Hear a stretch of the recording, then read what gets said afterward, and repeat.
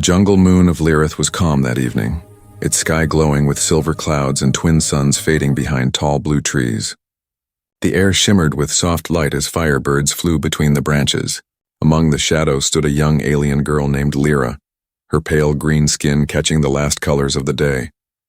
Her wide violet eyes stared at the open field where a human starship rested, preparing to leave.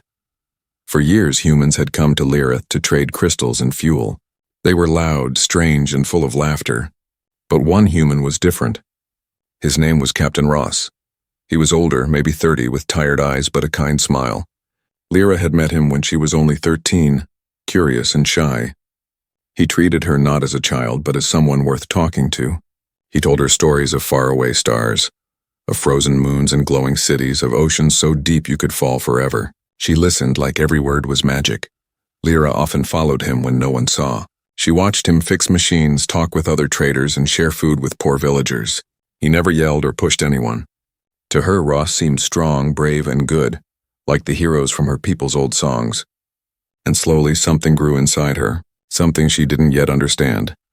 When Ross's ship landed that last day, she ran through the jungle barefoot, her heart pounding. She wanted to see him once more before he left.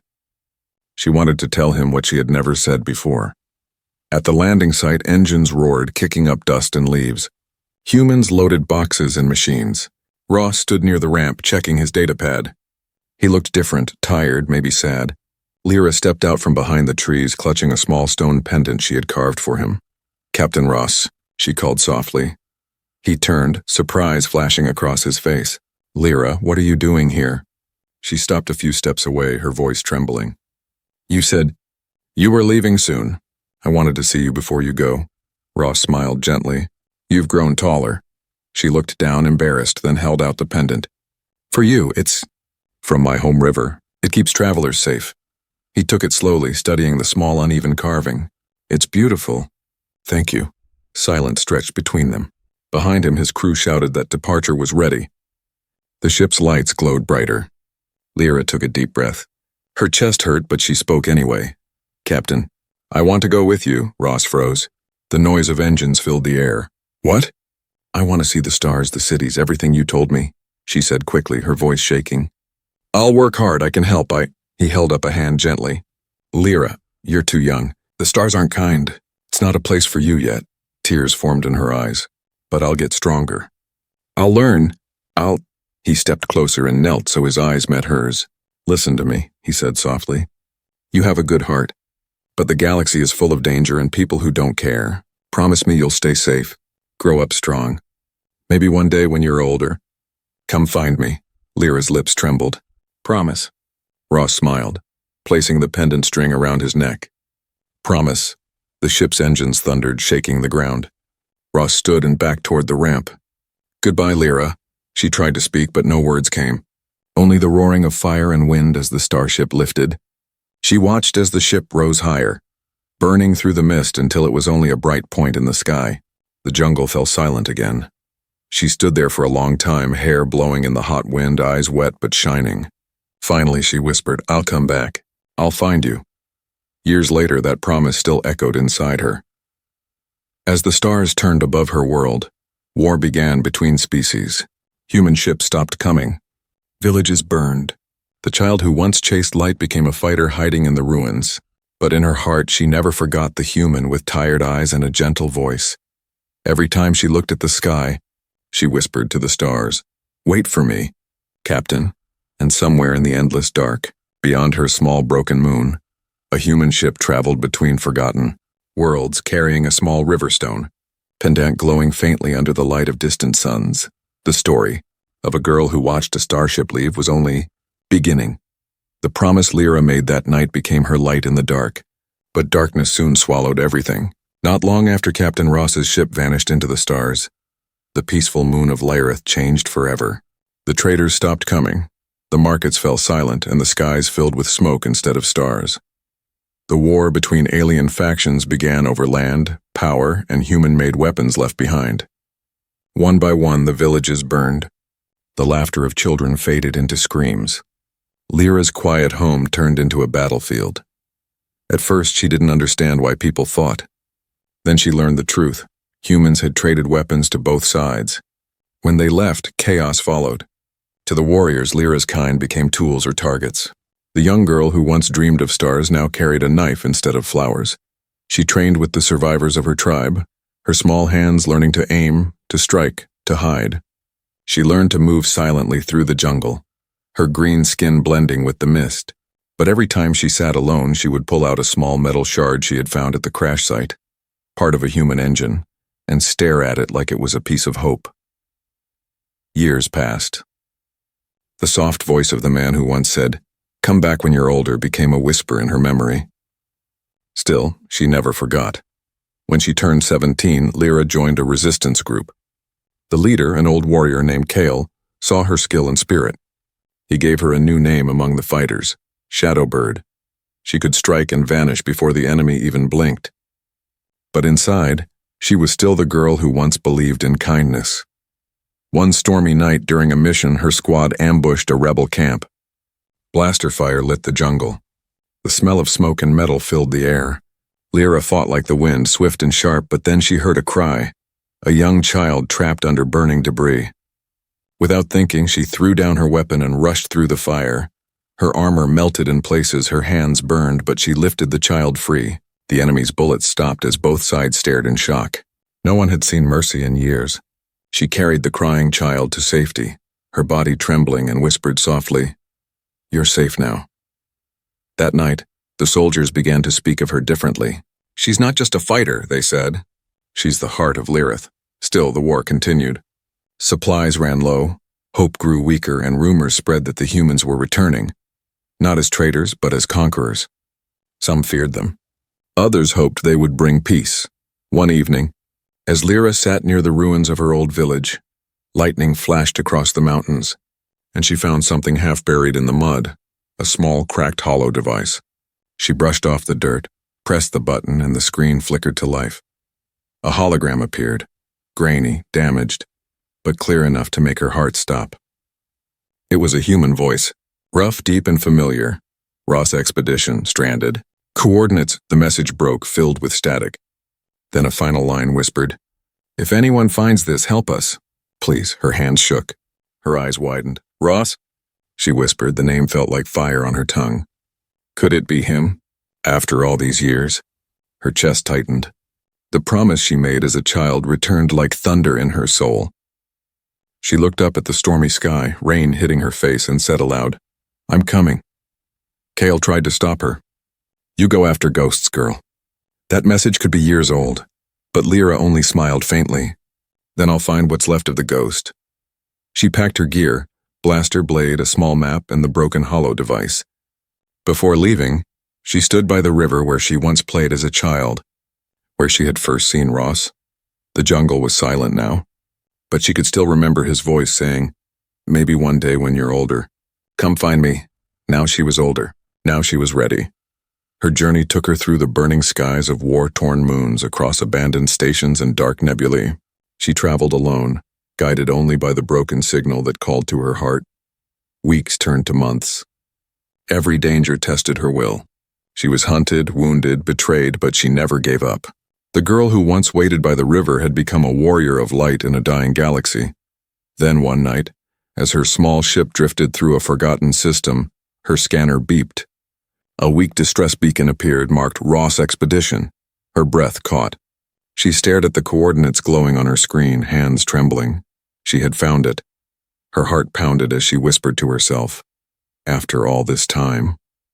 "I found you." The stars outside flickered like fireflies as her ship turned toward the signal. The promise she made years ago was finally leading her back to him. But she didn't know. The man she searched for was no longer the same. The distress signal grew stronger with each passing hour, a weak pulse echoing through the cold dark of space. Lyra's small ship drifted closer to the coordinates, her eyes fixed on the flickering screen. The words Ross Expedition glowed faintly, almost like a heartbeat refusing to die. Outside, the stars stretched endlessly. Inside, her chest felt tight with something between fear and hope.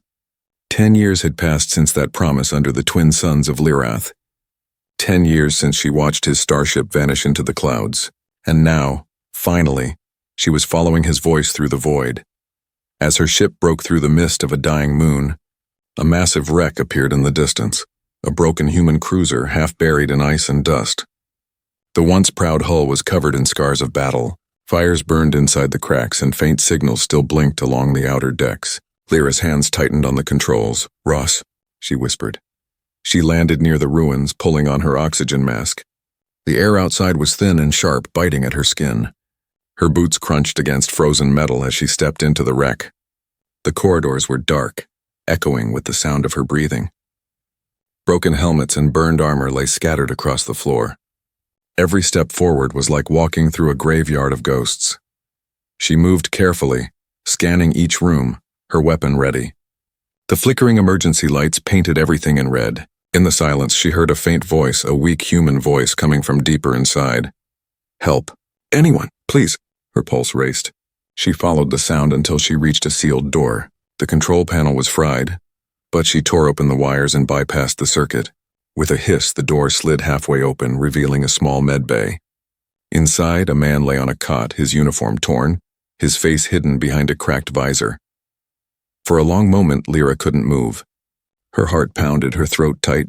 Then she stepped closer, trembling hands reaching out. She touched the helmet, gently lifting it away. Beneath the glass, she saw the face she had dreamed of for years. Older now, his hair graying at the temples, a scar along his cheek. But it was him.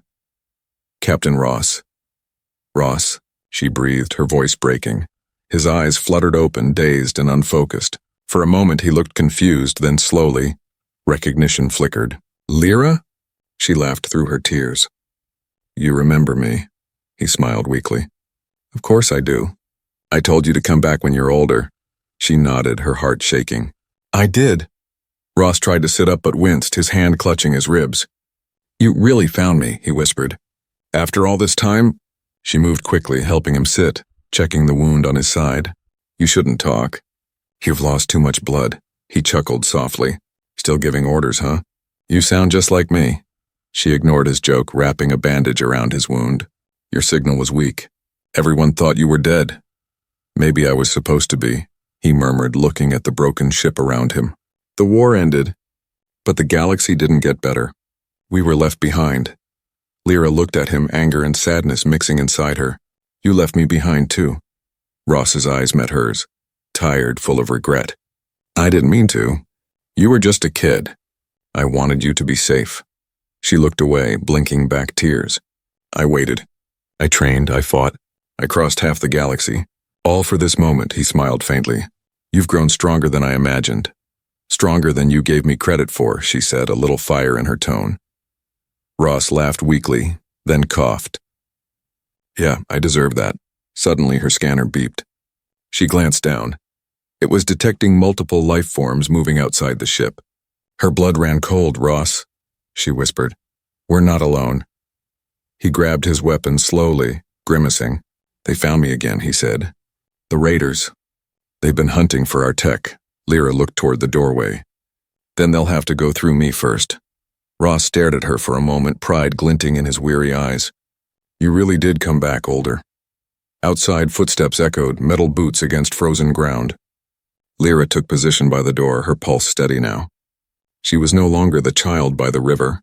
She was a warrior with a promise to protect. The door exploded inward and raiders poured in, masked aliens with glowing rifles. Lyra moved like lightning, firing and dodging between shadows. Ross tried to cover her, but his strength was fading. Together they fought as one, his aim, her speed. A memory of two worlds meeting again. When the last raider fell, silence returned. The medbay flickered with dim light, smoke rising from the floor. Lyra turned to him, breathing hard. "Can you walk?" Ross nodded slowly. "With help." She slipped his arm over her shoulder. "Then let's go home." He smiled faintly. "Home, huh?" "You still think that place exists?" She looked at him with a small smile. "It will, when we get there." As they stepped out into the frozen night, the stars glowed bright above the wreck. The same stars they had once looked at from her jungle moon.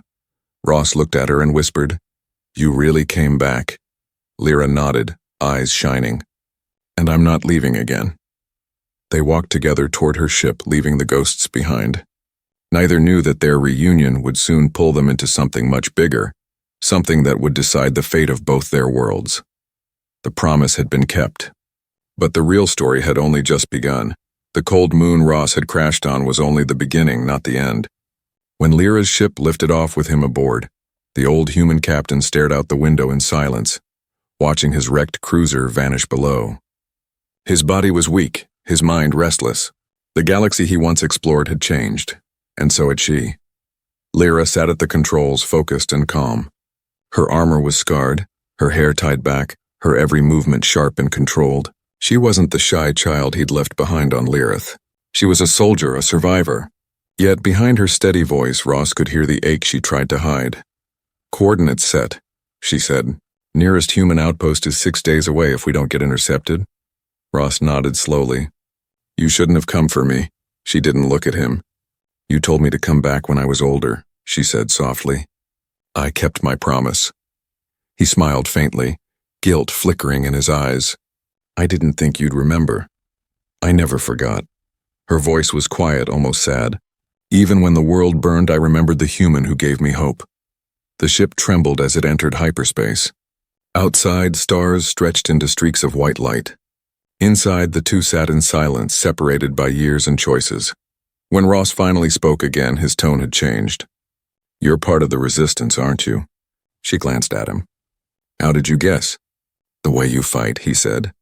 "Clean, fast, no hesitation. Only soldiers who've lost everything move like that." Her jaw tightened. "Maybe I did," he sighed and looked down. "I lost everything too." The words hung between them, heavy as gravity. Hours later, the ship dropped out of hyperspace near a debris field. A red warning flashed on the console. Pirates. Small, fast crafts closing in from every direction. Lyra cursed under her breath. "They're tracking human distress signals. They'll think we're carrying salvage." Ross leaned forward. "They'll kill you for helping me." She gave him a sideways glance. "Then they'll regret trying." The ship shuddered as lasers struck the hull. Lyra spun the controls, weaving between asteroids. She fired back, her aim perfect, engines roaring. Ross gritted his teeth as alarm screamed. But there was something fierce in his eyes too. Something that hadn't burned in years. "Bring us closer to that field," he shouted. "I'll take the turret." "You can barely stand." "Then I'll sit and shoot," he barked, forcing himself toward the rear hatch. Lyra smirked despite the chaos. Still bossy, together they fought through the storm. Ross manned the turret with old precision, cutting through enemy ships. Lyra steered through narrow gaps, each turn a heartbeat from death. Fire burst behind them, lighting up the darkness. When the last pirate ship exploded, silence filled the cabin. Lyra's hands trembled slightly on the controls. She glanced back. Ross was slumped in the turret seat, breathing hard, pale. She ran to him. "You're bleeding again," she said, kneeling beside him. He chuckled weakly. "Worth it." She shook her head, pressing a patch on his wound. "You humans are reckless." "We call it brave," he said, smiling faintly. Her eyes softened. "You haven't changed." "Neither have you," he replied. "Still saving fools like me." She looked down, hiding a small smile. "Maybe you're the reason I learned to fight." His gaze lingered on her face. "Then I'm proud of who you became." The quiet between them turned warm, almost gentle, until the console beeped again. A transmission flickered onto the main screen, a coded message from the Galactic Council. Lyra read it aloud, her voice tense. "Unidentified human ship detected near restricted sector. All resistance crafts to be destroyed." Ross groaned. "They're calling for a purge." She looked at him sharply. "They'll wipe out everyone hiding on the refugee moon." "My people," he nodded grimly. "Then we stop them," Lyra frowned. "You can't even stand for 5 minutes." "I can still lead," he said. "You have the ship, the skill. I have the codes. Together we can intercept the Council's fleet." She stared at him for a moment. The man who once told her to wait was now asking her to fight beside him. Her heart pounded, not from fear, but from something stronger. "Then we'll do it together," she said firmly. Ross reached out and placed his hand over hers. "Thank you." "Lyra," she smiled faintly. "Don't thank me yet. We haven't survived."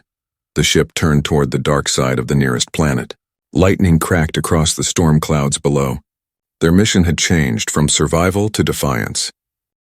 As they entered the planet's atmosphere, heat and fire surrounded them. The hull groaned, flames licking the windows. Ross gritted his teeth and whispered, "Through fire we live again." Lyra's eyes blazed like stars. "Through fire," she repeated, "we fight." The ship vanished into the burning clouds, carrying a dying human captain and the alien girl who refused to lose him again. Together, they were heading into a war neither could escape, but both were born for. Their promise had become their purpose. The storm clouds broke open as their ship cut through the atmosphere. Glowing red from the heat of re-entry, thunder rolled across the skies, lightning flashing like war drums.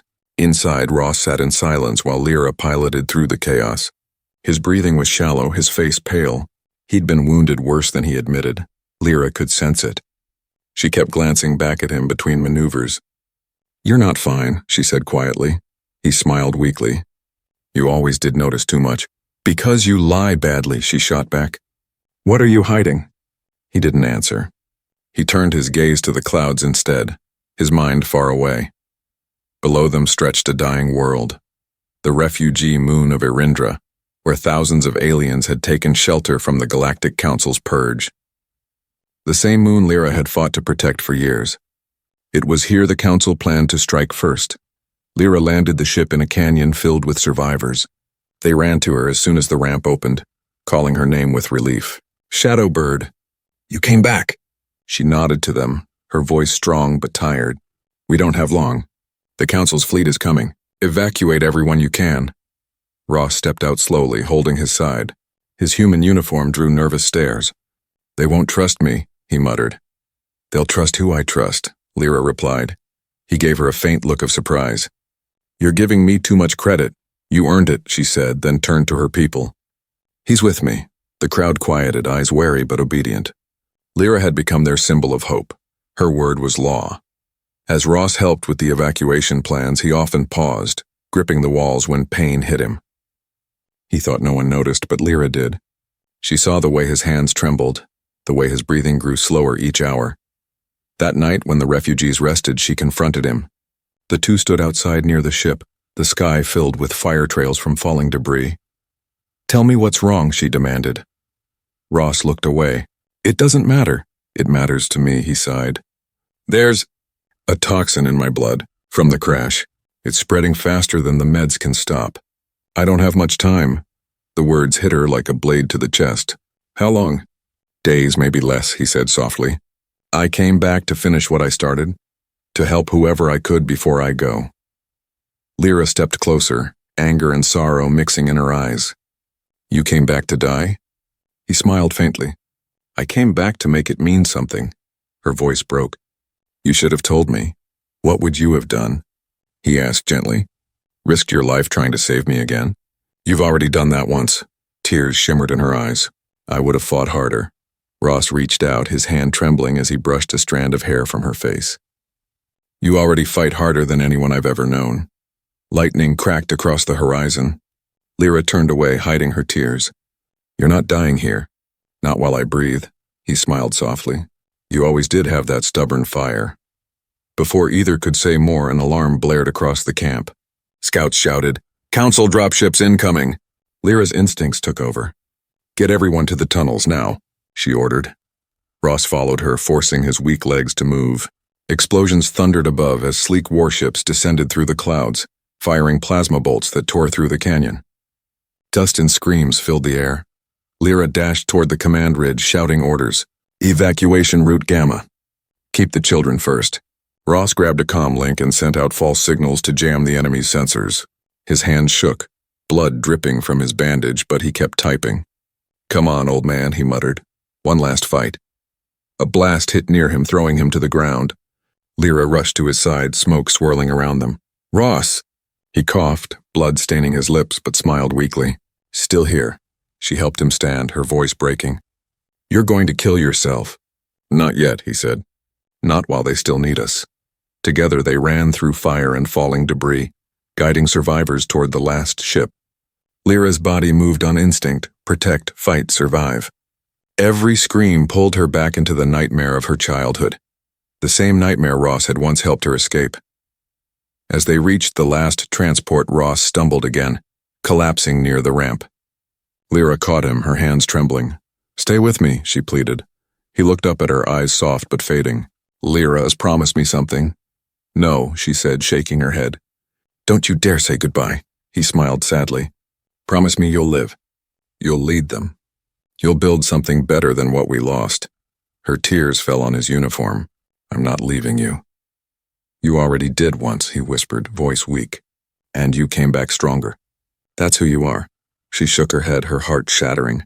You can't leave again, Ross, not like this. Before he could answer, a massive explosion tore through the ridge. Dust and heat slammed into them. Lyra threw herself over him, shielding his body as fire roared past. When the light faded, the battlefield was silent. She lifted her head. Ross was barely breathing, but alive. She pressed her forehead to his and whispered, You're not dying here. I won't let you. He tried to speak, but his voice was faint. You really did come back older. She smiled through her tears. And I'm not leaving you this time. Outside, the enemy ships regrouped, their shadows falling across the canyon. The war wasn't over yet, but for the first time, both of them knew. This fight wasn't about survival anymore. It was about keeping a promise that had already defied time, war, and death itself. The moon of Irindra was burning. Smoke coiled through the canyons like black serpents, and the sky glowed red from plasma fire. The Galactic Council's warships circled above, their engines rumbling like thunder. Every mountain, every shadow, every heartbeat on that dying moon felt like the countdown to extinction. Lyra stood atop the ridge, armor cracked, face streaked with ash. Her heart pounded in her chest, not from fear, but from fury. Around her, refugees scrambled toward the last evacuation ship. Children cried, elders stumbled, and soldiers shouted orders. But through the chaos, her eyes searched for only one man. Ross. He was on the ground below, pale and weak, helping to carry wounded refugees. His wound had reopened, blood soaking through his shirt, but he refused to stop. Every time Lyra told him to rest, he just smiled and said, Not yet. Now, as she watched him collapse again, something inside her snapped. She leapt down the rocky slope, landing beside him. You can't keep doing this, she shouted, her voice raw. Ross coughed, forcing a grin. You sound like a captain. I learned from one, she said, grabbing his arm and pulling him to his feet. Above them, another explosion shook the ground. The enemy had found their position. Lyra looked up and saw dozens of dropships descending like metal vultures. Soldiers poured out, armored in black, their rifles glowing. Ross's face hardened. They'll hit the evac ship first. Not if we stop them, Lyra replied. He looked at her, eyes tired but proud. You've got that look again, the one from the jungle moon. The one you told to stay safe? She asked with a faint smile. He chuckled. Yeah, didn't work then either. Together they ran toward the front line. The air was thick with smoke and dust, the ground shaking with every blast. Lyra moved like lightning, her twin blades flashing through the haze. Ross stayed close behind, firing steady bursts from his blaster. Each shot precise. They fought not as human and alien, but as one. Every memory, every promise, every word they had ever shared now fueled them through the storm. Soldiers fell, explosions roared, and yet neither of them stepped back. At one point, a grenade rolled toward a group of children hiding by a transport. Lyra sprinted forward, diving onto it. The blast sent her flying, armor shattering, but she rose again, coughing through blood. Ross was beside her in seconds, grabbing her arm. You're insane, he rasped. You taught me well, she replied. He laughed weakly, shaking his head. You were supposed to grow smarter, not crazier. She smiled faintly, eyes fierce. Guess I missed that lesson. Then came the worst sound, a long, deep horn echoing across the battlefield. A council dreadnought appeared in the sky, its cannons charging. Lyra's heart dropped. That ship could erase everything left on the moon in a single shot. Ross's gaze locked on the massive vessel. We can't win this, he said quietly. Lyra's voice was steady. Then we make them remember. She sprinted back to the ship's cockpit, dragging a heavy pulse rifle with her. Cover me! Ross leaned on a crate, firing at the advancing soldiers. What are you doing? Calling them back, she shouted, powering up the ship's comm array. If the council wants to burn this world, they'll have to do it looking into our eyes. She switched on the wideband frequency. The enemy channels burst with static as her voice filled the air. This is Lyra of Lyrith, daughter of the burned moon. You destroy worlds, but you cannot kill hope. You cannot erase us. The soldiers paused for a second, hearing her words echo across their radios. Even Ross froze, looking up at her, pride flickering in his fading eyes. Captain Ross once told me to come back when I was older, she continued, her voice shaking with emotion. I did, and now I fight beside him. So if you want this moon, you'll have to go through both of us. The dreadnought fired its first shot. The ground split apart, flame rushing through the canyons. Ross grabbed her arm. It's coming straight for us! Lyra looked at him, eyes wet but fearless. Then let's go out the way we lived, together. She pulled him close as the shockwave hit. The world around them turned white with light and sound. When the smoke cleared, they were still alive, shielded by the ship's wreckage. The blast had missed by meters. Ross coughed, blood staining his lips. You really don't give up, do you? She smiled softly, tears in her eyes. Not on you. He took her hand, his grip weak but warm. You kept your promise. And I always will, she whispered. In the distance, the last transport finally lifted off, carrying hundreds of survivors into the sky. The mission was done, but the price had been high. The ruins around them glowed from the fading fires, and the night grew quiet except for the wind. Ross leaned back, closing his eyes, whispering faintly, You did it, Lyra. You saved them. She held him close, her voice trembling. We did it. As dawn broke over the ruined moon, golden light fell on the two of them, human and alien side by side among the ashes. The world had fallen, but their bond had survived everything. For Lyra, that sunrise wasn't an ending. It was a promise kept, sealed in fire and blood. The fires of war finally died, leaving behind a quiet world of ash and silence. The moon of Irindra, once full of life, was now nothing more than ruins scattered beneath a pale dawn. Smoke curled lazily across the horizon, and in the middle of that broken battlefield, a single ship stood half buried in the dirt, its metal torn, its engines cold. Inside, Lyra sat beside Ross. His breathing was faint, each rise of his chest slower than the last. The color had drained from his face, but his eyes still held that familiar warmth, the same eyes that once smiled at a young alien girl on a jungle moon long ago. She held his hand tightly, refusing to let go. We made it, she whispered. The refugees escaped. They're safe. Ross's lips curved into a weak smile. You kept your promise, she nodded, tears shining in her violet eyes. And you kept yours. You didn't leave me this time. His gaze drifted toward the cracked window where sunlight glowed faintly through the smoke. It's beautiful, he murmured. Lyra swallowed hard, forcing a shaky smile. It's a new dawn, Ross, you'll see it. He chuckled softly, a tired sound. I already am. For a moment, silence filled the ship. The world outside was dead, but in that small space it felt like peace. The chaos, the screams, the fire, all gone. Only two souls remained, bound by a promise that had defied time, war, and death itself. Ross's hand twitched in hers. Lyra, remember what I told you back then? She frowned gently. You said I should come back when I was older. He smiled faintly. And you did. Stronger than anyone I've ever met. Her tears fell freely now. Don't talk like this. You're going to make it. He shook his head slowly. No, Lyra, you will. You have to. You're their hope now. She pressed her forehead against his, her voice trembling. You were mine. His breath hitched. Then I did something right. A long pause. The ship creaked softly.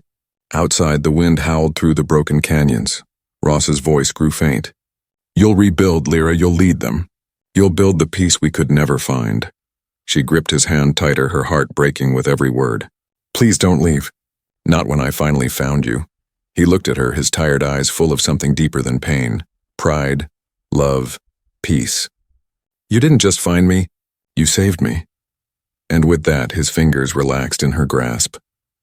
Lyra froze. Her breath caught. For a heartbeat, the world went still. Then she whispered his name again and again as if the sound could pull him back. But he was gone. Her scream echoed through the empty ship, swallowed by the silence of the dead moon. Hours passed before she moved again. When she did, she wrapped his jacket over him, tucking the small riverstone pendant, the one she'd given him as a child, against his chest. You carried it all this time, she whispered, voice trembling. Now I'll carry you. She buried him beneath the old sky under a shattered metal wing that once bore the name Ross Expedition. On the surface, she placed a carved piece of ship plating, etched with a single line. He taught the stars to listen. Afterward, she walked alone across the wasteland until the first refugee ships returned, searching for survivors. When they saw her standing beside the grave, many dropped to their knees. She had become more than a soldier to them. She was the voice that refused to die. Years later, peace returned to the galaxy. The war ended, but its scars ran deep. And in the heart of the rebuilt Alliance capital, a monument was raised, 2 figures side by side, a human captain and an alien warrior, standing together beneath a sky of carved stars. Commanders, diplomats, and travelers from across the systems came to see it. Children would touch the base of the statue and whisper, "They kept their promise." Lyra, now older, wore a simple cloak instead of armor. Her eyes still glowed with the fire of 1,000 suns, but her smile was gentle now. Every evening she visited the statue. She would look up at Ross's sculpted face and whisper softly, "I found you once, and I'll find you again, out there." At night, when she stood on her balcony, the stars stretched endlessly across the sky. She often thought about how small they had once seemed when she was just a girl staring at them from her home moon. Now they felt closer, like they were listening. She built the future Ross had dreamed of. Humans and aliens now worked together under one banner. The Council had fallen, and the warships had been turned into carriers of aid. But even in peace, she still carried him in her heart like a star that never faded. Sometimes in the quiet hum of her ship she would hear it, a faint echo of his voice in the wind. "You really came back," she would smile, eyes glistening, and whisper to the stars, "And I'm still here." One evening, as the sky burned gold over the horizon, Lyra took the pendant Ross had once worn and held it toward the light. It shimmered faintly, reflecting 1,000 suns. She closed her eyes and said softly, "This time I'll be the one waiting." The wind carried her words into the vastness of space, where stars pulsed like beating hearts. Somewhere beyond them, maybe, just maybe, a familiar voice was waiting, whispering back across the galaxies. "You grew stronger than I ever hoped." And as the twin suns of a new dawn rose, their light touched the statue on the capital's hill, casting long shadows that reached toward the heavens, where promises never died, and love once whispered across the stars, burned forever.